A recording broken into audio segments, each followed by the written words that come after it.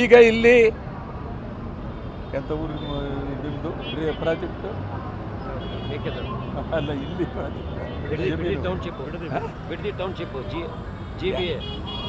B ಅಲ್ಲಯ್ಯ ಊರ ಹೆಸರು ಬಿಡದಿ ಟೌನ್ಶಿಪ್. ಈ ಬಿಡದಿ ಗ್ರೇಟರ್ ಬೆಂಗಳೂರು ಬಿಡದಿ ಪ್ರಾಜೆಕ್ಟ್ ಇದೆಯಲ್ಲ, ಇದು ಪರಭಾಷೆಯವರಿಗೆ ಪ್ರಾಜೆಕ್ಟ್ ಇದು. ಮತ್ತು ಈ ಪ್ರಾಜೆಕ್ಟ್ ಇದೆಯಲ್ಲ, ಇದು ಚಿನ್ನದ ಗಣಿ. ಯಾರ್ಯಾರು ಎಷ್ಟು ಬೇಕಾದರೂ ಲೂಟಿ ಮಾಡ್ಬೋದು. ಅದಕ್ಕಾಗಿ ಸುಮಾರು ಸಾವಿರಾರು ಎಕರೆ ಪ್ರದೇಶವನ್ನು ರೈತರಿಂದ ಕಿತ್ಕೊಳ್ಬೇಕಂತ ಹೊರಟಿದ್ದಾರೆ.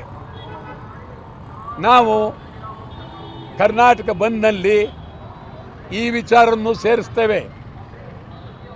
ಬಿಡದಿ ಟೌನ್ಶಿಪ್ ವಿಚಾರವನ್ನು ಸೇರಿಸಿ ಇಡೀ ರಾಜ್ಯ ಮಟ್ಟದಲ್ಲಿ ಭಾರಿ ಪ್ರಮಾಣದಲ್ಲಿ ಹೋರಾಟವನ್ನು ಮಾಡಬೇಕು ಅಂತ ಬಂದಿದ್ದೀರಿ.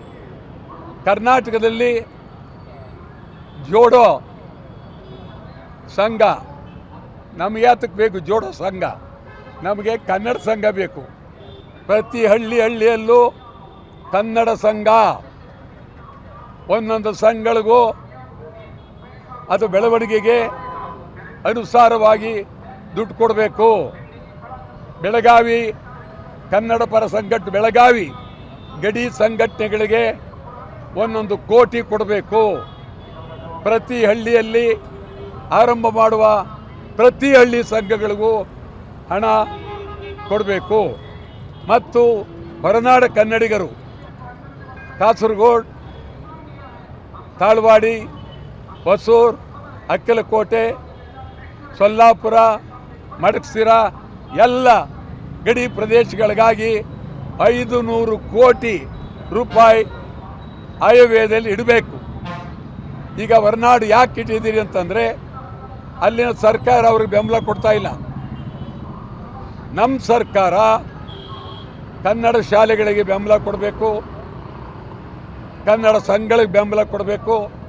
ಇದಕ್ಕಾಗಿ 500 ಕೋಟಿ. ಇದು ನಾವು ಸುಮಾರು ನನಗೆ ಆಗುತ್ತೆ ಅಂತ ನಂಬಿಕೆ ಇಲ್ಲ.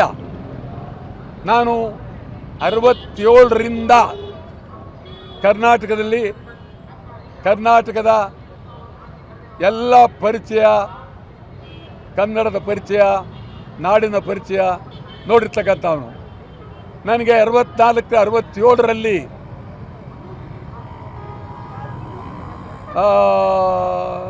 ದೇ ಜವರೇಗೌಡರು, ಇವತ್ತಿಲ್ಲ ಅವರು, ದೇ ಜವರೇಗೌಡರು ಅವರು ನೂತನ ವಿದ್ಯುತ್ ಕಾರ್ಖಾನೆಯ ಮುಂದಿನ ಮುಖ್ಯಮಂತ್ರಿ ವಾಟಾಳ್ ನಾಗರಾಜ್ ಅಂತಂದರು. ನಾನು ಮುಖ್ಯಮಂತ್ರಿ ಆಗೋದಕ್ಕೆ